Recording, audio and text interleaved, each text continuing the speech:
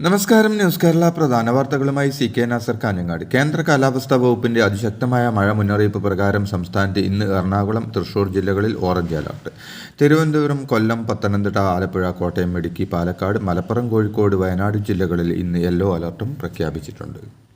കർണാടകയിലെ ഷിരൂരിൽ മണ്ണിടിച്ചിലിൽ കാണാതായ അർജുനെ കണ്ടെത്താനായി മത്സ്യത്തൊഴിലാളി ഈശ്വർ മാൽപേയുടെ നേതൃത്വത്തിൽ ഇന്നലെ നടത്തിയ തെരച്ചിൽ ലോറിയിൽ ഉപയോഗിക്കുന്ന ജാക്കി കണ്ടെത്തി.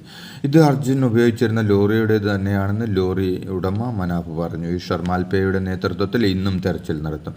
അതേസമയം ഇന്ന് SDRF, NDRF അംഗങ്ങളെ എത്തിച്ചുകൊണ്ട് വിപുലമായ തെരച്ചിൽ ആരംഭിക്കുമെന്നാണ് അധികൃതർ അറിയിക്കുന്നത്. അർജുനായുള്ള തെരച്ചിലിൽ ഇന്ന് നാവികസേന പങ്കെടുക്കുമെന്ന് അറിയിപ്പ്. കരസേനയുടെ ചെറു ഹെലികോപ്റ്റർ തെരച്ചിലിന് സഹായം നൽകും. നാവികസേനാംഗങ്ങൾക്ക് സഹായവുമായിട്ടായിരിക്കും കരസേനയുടെ ചെറു ഹെലികോപ്റ്റർ എത്തുക. പുഴയുടെ തെരച്ചിൽ ദൗത്യത്തിന് നിലവിൽ കരസേനയെ നിയോഗിച്ചിട്ടില്ല.